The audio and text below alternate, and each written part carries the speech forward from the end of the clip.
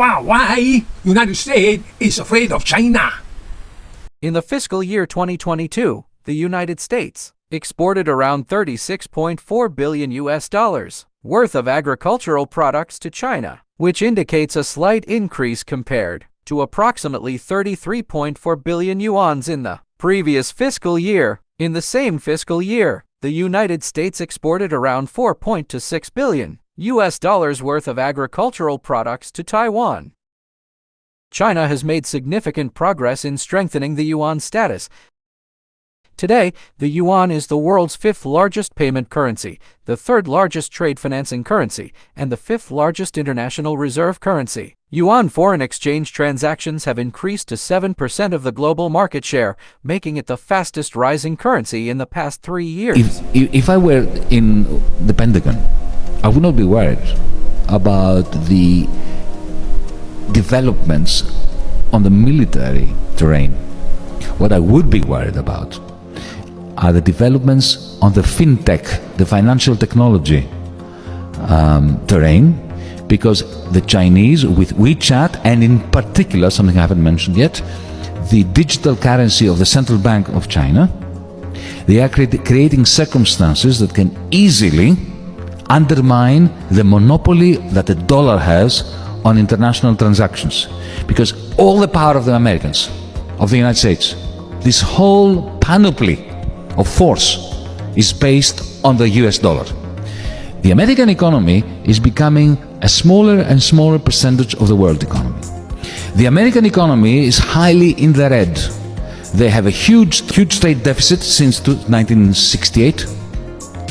They have a huge budget deficit, 6.5% every year budget deficit. So they need other people's money. They are the only empire in the history of humanity who are growing stronger the more they are in the red. What allows them to do that is that they print the world's currency, the dollar. So if you are a capitalist, a German capitalist, a Chinese capitalist to this day, right? You need to sell to the Americans in order to make your own profits. So you sell to the Americans buy in dollars, they have a deficit, and you get dollars. So you're a Chinese capitalist in Shanghai or in Frankfurt, and you have all these dollars. And what do you do with these dollars? You cannot spend them in Germany or in China, so you take them to Wall Street and you invest them in real estate, in shares, primarily in American debt. So you're financing the American government to build the armies and to have the aircraft carriers in the East. So that is the nexus around which American power revolves, the dollar.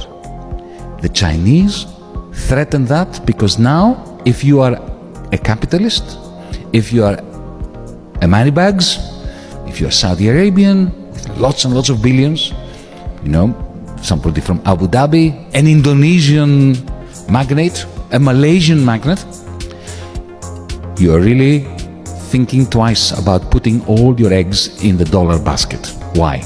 Because you've seen that the Americans just confiscated 400 billion of dollars of Russian money. I'm not going to pass judgment on that. This is not a discussion of whether they should have done it or not. It's a fact, they did it. So if you are a sheikh from Dubai and you have all these billions, you think, well, they got pissed off with Putin's men and they took their money. What about me? I'm not the best guy in the world. Maybe they will get pissed off with me tomorrow. So you're not going to put all your money in the Chinese digital currency, but you will put some of it in there, just to, to plan B, in case the Americans come. And that is a clear and present danger for American hegemony. That is why, and here is my explanation, you have the new Cold War. The Americans are attacking the technological evolution of Chinese fintech, the combination of big tech and the financial sector, because they want to kill this payment system from, before it grows up and challenges the American dollar digital system. Sunday, Monday, happy days. Tuesday, Wednesday, happy and most dangerous relationship that the United States has in the world.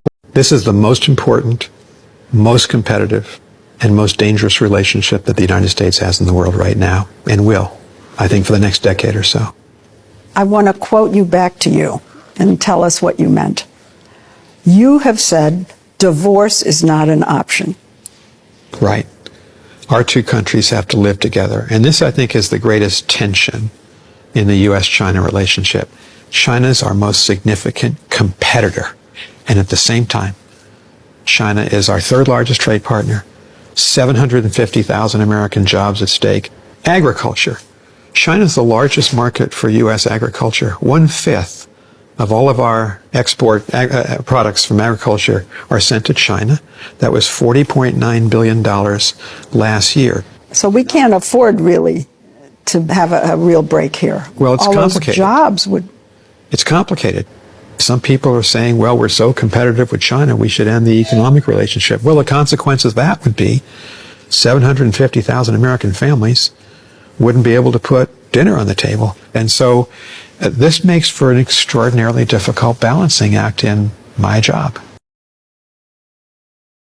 Hello. Yeah, we come to the end already. Have you subscribed yet? Yes, press the subscribe button and the like button and the share button. Thank you and have a nice day.